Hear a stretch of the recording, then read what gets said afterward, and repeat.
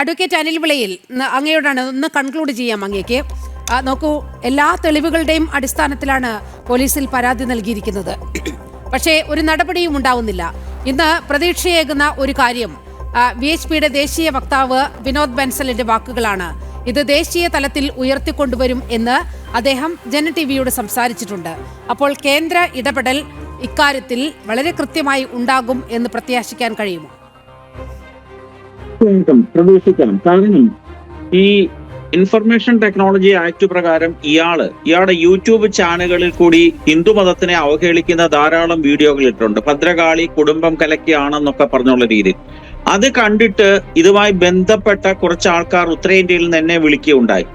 കാരണം അവർക്കൂടെ ഇത് മോശമായിട്ട് തോന്നി. ഇപ്പോൾ നമുക്കറിയാമല്ലോ, യൂട്യൂബിലെ ഒരു വീഡിയോയുടെ ട്രാൻസ്ലേഷനൊക്കെ കൃത്യമായിട്ട് കിട്ടും. ഇത് ഹിന്ദു മതത്തിനെ നിന്ദ്യവും നീചവുമായി പ്രചരിപ്പിക്കുകയും രണ്ട് മതങ്ങളുടെ സ്പർദ്ധ ഉണ്ടാക്കുക എന്നുള്ള ഉദ്ദേശത്തോടും കൂടിയാണ് പാസ്റ്റർ ബിനു, അയാളെ പാസ്റ്റർ എന്നേ വിളിക്കരുത്, ഫ്രോഡ്സ്റ്റർ ബിനു ഇപ്രകാരം ഒരു വീഡിയോ ഇറക്കിയിരിക്കുന്നത്. അതുകൊണ്ട് അയാൾക്കെതിരെ ആരെങ്കിലും ഉത്തരേന്ത്യയിൽ കേസ് കൊടുക്കുകയാണെങ്കിൽ കേരളത്തിലെ ആഭ്യന്തര വകുപ്പിന് ഒന്നും ചെയ്യാൻ സാധിക്കത്തില്ല. ബിനു താങ്കൾ അവിടെ പോകണം, ജാമ്യം എടുക്കണം, അവിടുത്തെ കോടതിയിൽ ട്രയലിന് വിധേയനാവുക വേണം. താങ്കൾ ഈ അഹങ്കാര മനസ്സോടുകൂടിയുള്ള താങ്കളുടെ പ്രവർത്തികൾ തന്നെയാണ് ഇതിന്റെ കാരണം ഈ ഒരു സംഭവം ഉണ്ടായി, അവിടെ ചില പ്രശ്നങ്ങൾ ഉണ്ടായി, താങ്കൾ അതിനുശേഷം അടങ്ങാൻ തയ്യാറായില്ല എന്നുള്ളിടത്താണ് ഇതിന്റെ പ്രശ്നം. അതുകൊണ്ടാണ് വിശ്വ ഹിന്ദു പരിഷത്തിന്റെയും അതേപോലെ തന്നെ ദേശീയ പ്രസ്ഥാനങ്ങളുടെയും ഒക്കെ ദേശീയ നേതൃത്വം ഈ വിഷയത്തിൽ ഇടപെടുകയും ഇയാൾക്കെതിരെ ശക്തമായിട്ടുള്ള നിയമ നടപടികൾ സ്വീകരിക്കുകയും ചെയ്യും. ഇനി അതും അയാൾ വേണേ കച്ചവടമാക്കും.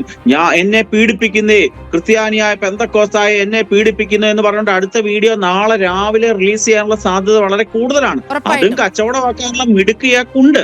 അതുകൊണ്ട് അതിനെപ്പറ്റി നമുക്ക് തെറ്റ് പറയാൻ സാധിക്കില്ല. ഒരു കാര്യം കൂടെ, ശ്രീ ഹാഷിം അരിയിൽ പറയുകയുണ്ടായി ഫാദർ അലവിയെ പറ്റി. അദ്ദേഹം ഒരു ക്രിസ്ത്യാനിയായി മാറി സുവിശേഷം നടത്തി. പക്ഷേ ഈ ബഹുഭൂരിപക്ഷം ഇസ്ലാമിക കേന്ദ്രങ്ങളിലും സുവിശേഷവൽക്കരണത്തിന് പോകാൻ ഈ പെന്തക്കോസ് പാസ്റ്റർമാരൊക്കില്ല. ഈ ഒരു അലവി ഉണ്ടായി കാണും. കാരണം കൃത്യമായിട്ട് ഉത്തരം കിട്ടുമെന്ന് അവർക്കറിയാം.